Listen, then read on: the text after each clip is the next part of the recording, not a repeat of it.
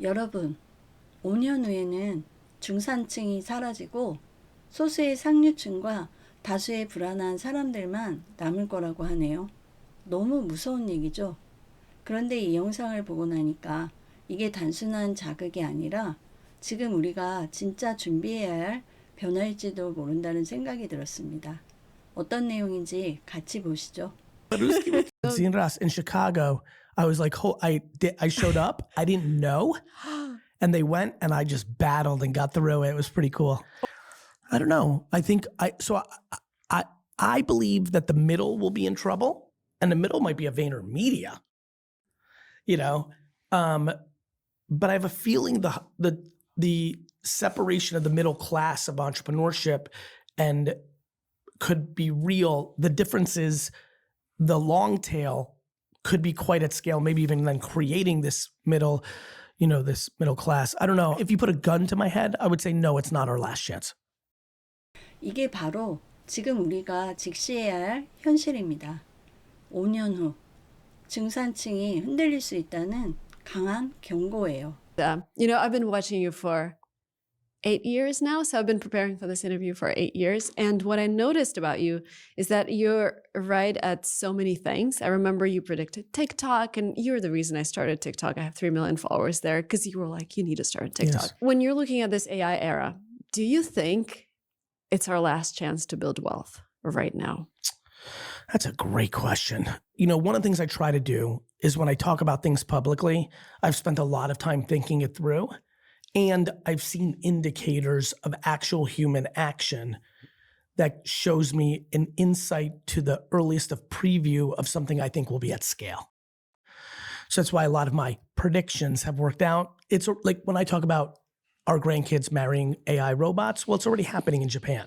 It is. And so to me, that's not a long putt. That's just something that's happening in a part of the world that clearly to me is a human psychology, and so it's going to work. Your question's interesting because my intuition is it has the chance to create hyper micro wealth, the fragmentation of, vibe coding and all this stuff, and the stuff we're already seeing, right? Kids building out products very quickly and having success. On the flip side, you're also alluding to clearly the super scalers, right? When you look at what Meta and Microsoft and Google and Apple, like the biggest and companies in China, like you could see a winner takes all scenario where 12 or 13 companies.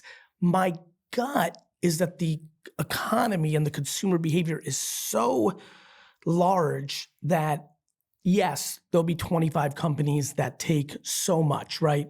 You look at, Adobe and Salesforce and ServiceNow, SaaS companies. I mean, SaaS companies are clearly coming out of an incredible 30-year run and now walking into a potential buzzsaw. I saw a headline yesterday. I don't know if it's true. I mean, just, I was busy yesterday, but maybe it was Claude just gave everybody a Bloomberg terminal for free. Those kind of headlines seem very real to me. They seem really natural, but it's almost like Meta or Anthropic or someone else is going to eat up more Bloomberg and ServiceNow and Salesforce. It's like the battle of the titans. Yeah. And then over here on the scraps, well, the scraps actually might be quite big. And it might be a social media-like era where literally all of us become vibe coders. Just like I thought, one of my great predictions in 2008 was everybody would have a social media account when it did not seem like. 결국 이 말은 지금은 완벽하게 준비하는 것보다 두려워하지 않고 먼저 움직이는 사람이 되라는 거죠.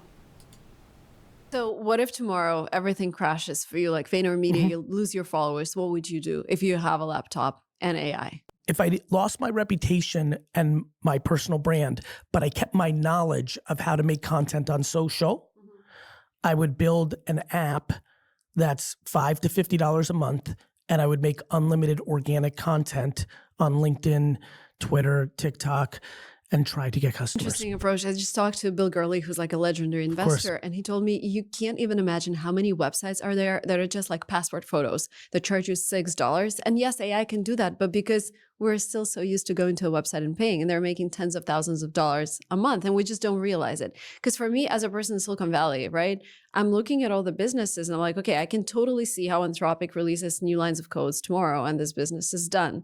And It's that's not how consumers work. He's right. exactly. It's not how it works. Yeah. And in fact, I would argue what I do for a living and what I'm obsessed with actually explodes in this next era. It's all going to be about brand because you have to discover it.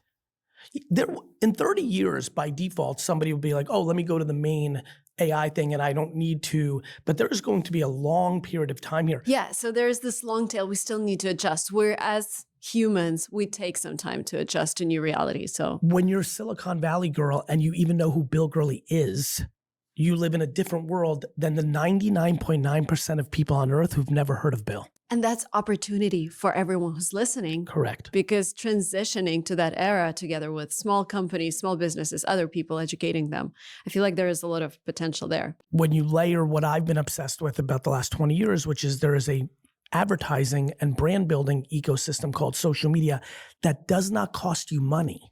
And that's the point about AI apps. It really doesn't cost you money anymore to build something in the way that I grew up.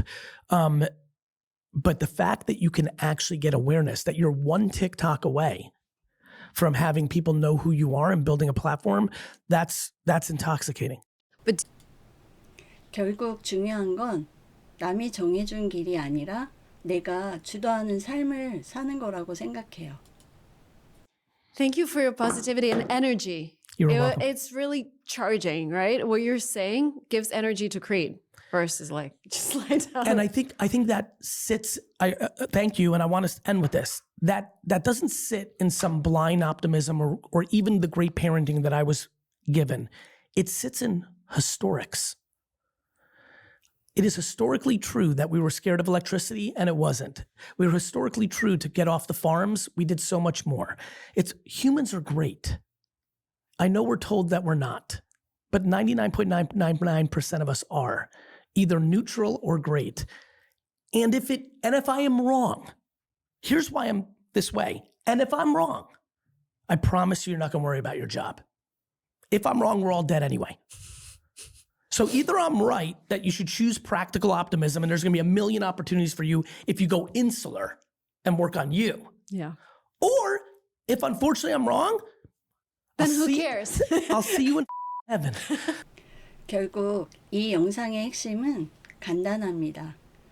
중산층이 붕괴하고 격차가 더 벌어지는 건 이미 피할 수 없는 현실이라는 점이죠. 그래서 중요한 건 그 현실 속에서 내가 어디에 서 있을지 지금 결정하고 미리 움직이라는 거죠. 그리고 여기에 한 가지 더 중요한 사실이 있는데 이런 시대일수록 자산은 감정이 아니라 습관으로 모아야 한다는 거예요. 부동산이든 주식이든 비트코인이든 상관없어요. 중요한 건 정해진 금액을 매달 꾸준히 모아가는 습관이라고 생각합니다. 특히 비트코인 DCA는 감정이 흔들리지 않고 장기적으로 자산을 지킬 수 있는 가장 현실적인 방법 중 하나예요. 매달 자동으로 정해진 금액만큼 사는 것만으로도 충분하니까요.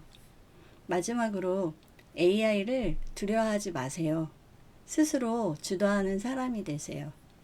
그게 앞으로 5년, 10년 후 살아남는 가장 확실한 길입니다.